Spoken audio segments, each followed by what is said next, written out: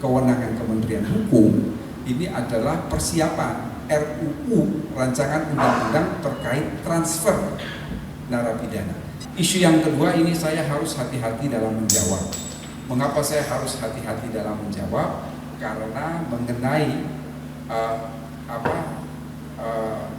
kasus Bali 9, kemudian Mary Jane, lalu kemudian Prancis, ini bukan berada di bawah kewenangan Kementerian Hukum, tapi ini berada di bawah Kementerian Imigrasi dan Pemasyarakatan dan dikoordinasi oleh Menteri Koordinator Hukum, Hak Asasi Manusia, Imigrasi dan Pemasyarakatan. Apa yang ingin saya komentari yang merupakan porsi kewenangan Kementerian Hukum ini adalah persiapan RUU rancangan undang-undang terkait transfer narapidana. Ya, karena kalau kita lihat pada Undang-Undang Nomor 1 Tahun 2006 tentang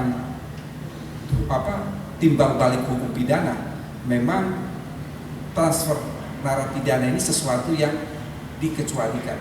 Kalau saya tidak salah ya, sekali lagi dalam pasal 4 Undang-Undang Nomor 1 Tahun 2006 tentang timbal balik hukum pidana itu memang transfer narapidana ini belum diatur.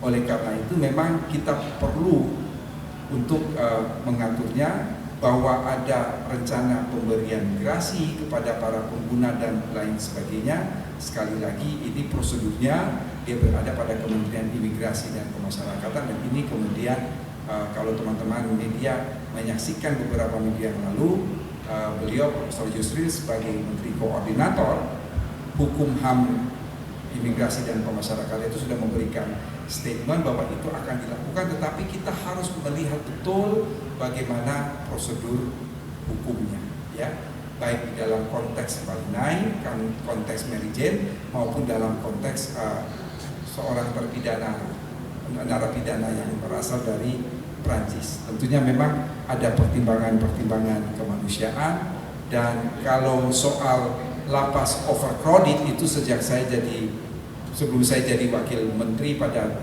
periode dulu, kemudian jadi wakil menteri saat ini, sampai kemudian beberapa waktu ke depan ini, memang kita tahu persis 52% penghuni lapas itu adalah kejahatan narkotika, dan yang cukup menyedihkan itu 80% pengguna.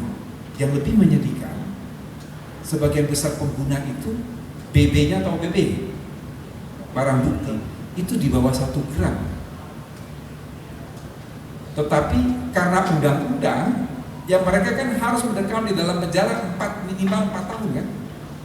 Padahal barang bukti mereka itu di bawah 1 gram. Kalau kita mau lihat coverage itu berkisar antara 0,4 sampai 0,5 gram. Tapi karena undang-undang narkotika itu kan dia pakai indeterminate sentence. Jadi ada ancaman minimum, ada ancaman maksimum. Ini yang akan kita perbaharui dalam RUU narkotika. Jadi kalau terkait Bali 9, kemudian Mary Jane, lalu kemudian terpidana narkotika yang dari Prancis itu, saya kira ini nanti porsinya dari Kementerian Imigrasi Pemasyarakatan, yang ini dikoordinir langsung oleh Prof. Yusril sebagai Menteri Koordinator. Tetapi bagaimana RUU ini ke depan untuk mengurangi overcapacity, untuk mengurangi crowdednya lapas, ini ada kewenangan dari Kementerian Hukum sebagai kementerian yang memang setiap undang-undang itu pasti akan melewati Kementerian Hukum. Ini menjadi tugas kita bersama.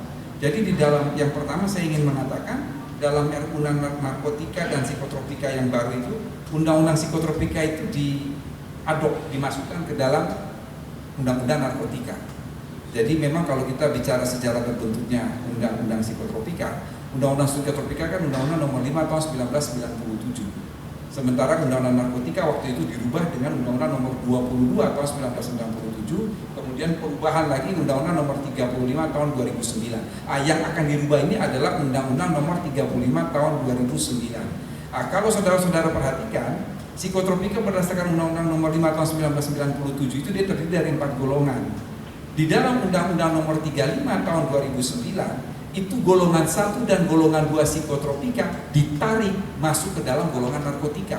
Praktis, undang-undang psikotropika itu hanya tinggal pada golongan 3 dan golongan 4 yang itu sering digunakan untuk kepentingan kesehatan. Oleh karena itu, supaya dia efektif dan efisien sebagai satu kesatuan, undang-undang psikotropika itu ditarik masuk ke dalam undang-undang narkotika. Dan memang kita melakukan studi banding di berbagai negara. Biasanya undang-undang narkotika dan psikotropika itu menjadi satu, termasuk dalamnya adalah zat adiktif. Makanya dulu istilahnya adalah NAPSA, narkotika, psikotropika, dan zat adiktif. Ini dijadikan satu. Jadi buku 1 itu tentang narkotika, buku 2 itu adalah tentang psikotropika.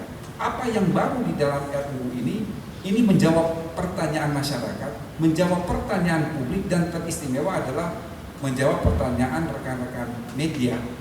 Jadi kita balik.